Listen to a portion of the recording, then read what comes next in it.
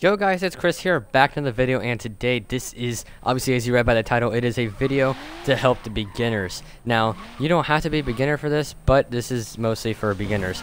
So, if you know me, I am not the best drifter, but everything I found online to help you drift, and now it's getting foggy all of a sudden, everything I found, it really didn't help. So, I'm going to be giving you guys the best tips that got me from basically not knowing how to drift to be able to hold, do a tandem and stuff like that. So I have a few tips and a few drills for you to do. So first off, I want to tell you, have you ever had those people tell you that your car needs to be low horsepower to start off?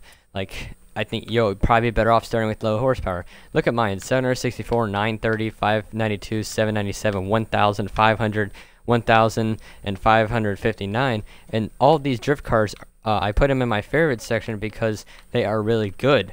So you can have whatever you want. Just make sure you have rear-wheel drive. This car isn't front engine, but it still drifts just fine. So it's better if it's front engine, obviously, but it doesn't have to be.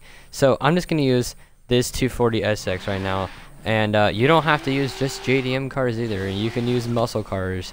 Corvette works good. So the first drill you can do that will help you.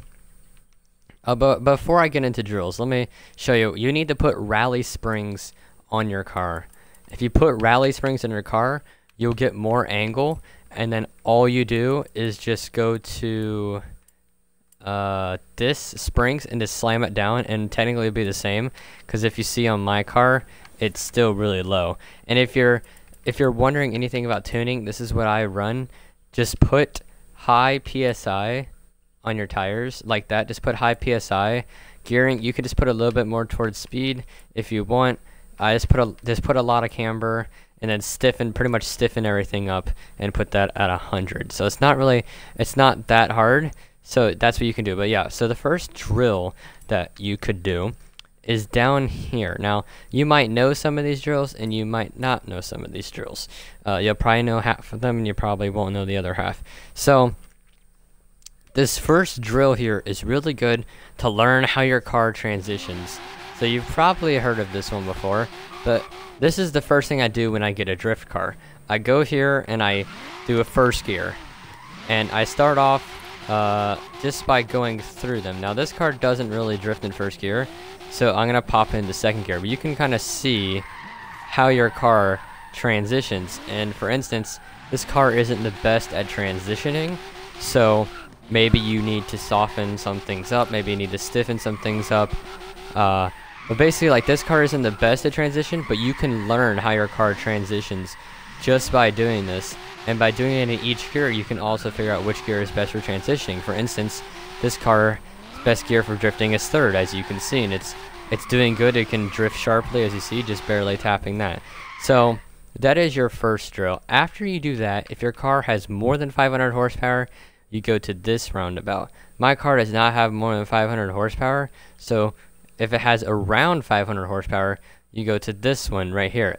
And if it has less, you go all the way down to Byron Bay and do this one, these little ones right here, the little roundabout. So I'm gonna do this one over here. Since my car is like 559, I would say you need about 700 and up to go right there, not 500. This is more the better spot for 500. So you're gonna learn how your car holds, and really drifting, it's a lot of basic things, in my opinion. It's like all basic, but your car performs differently. So this is this roundabout. I'm gonna probably do it in second gear, and you can see as long as you're always drifting and holding, you can feel how your car goes. And this, I mean, it's doing good right now. I can get some better angle. Probably if I go into third gear, I can get better angle. For instance, you see how I'm getting better angle right now, even going by that truck. But sometimes you get a little too much angle, so this really helps. As you see, I got a little bit too much angle there, so I might need to put a little less RPMs down there. But that's basically what you want to do for that. Like, I can tap it around third gear. I think that's probably a good spot to do it. Just, you know, tap it, keep it around 6, but depends. This is a really good drill. Once you've mastered this in your car, the next thing you're going to want to do is head over to this. You want to spawn yourself right here. So now once you're here, you're going to figure out how your car transitions going left and then how it does going right in a long sweeping turn. So this is important when doing figure eight. So basically, pop it into the gear you're going to want here. You're going to take the hard left. That didn't work. But you take a hard left, then you take a hard right, and you see if you can hold it in the whole entire line right here. And if you can, that's good. I messed up the first time, so then you don't have to respawn yourself. Right after this, you just take the first right. Correct? You take the first right, and okay, come on, car. When your car's a little bit too much grippy, or a little too slippery, and then you just turn right back here, and you're all good again. You go, you take a hard left, your car going that way, and then you take the hard right. Obviously, this car doesn't have really a whole lot of horsepower to do this, but you're gonna figure out this is a really good drill, and when you can master it, it's going to be one of the best things that you can do. And our final tip. This is your final tip. After this, you should just be able to go around and drift your car. After this, you'll know if you need to fix anything in your tune, either by stiffening, or if you have a little too much grip, putting your PSI a little bit higher. If you don't have enough, grip and you're sliding too much, maybe soften some things up. So after you do that, you're going to want to run the figure 8 course. So basically, you're going to pop it into whatever gear you're going to want. For instance, I'm going to do mine in third. And you take the outside part, and then on this tree, you take this right around here. And then right back out here, you take this. As you can see, just going to make the way all the way around. I never worry about that last tree.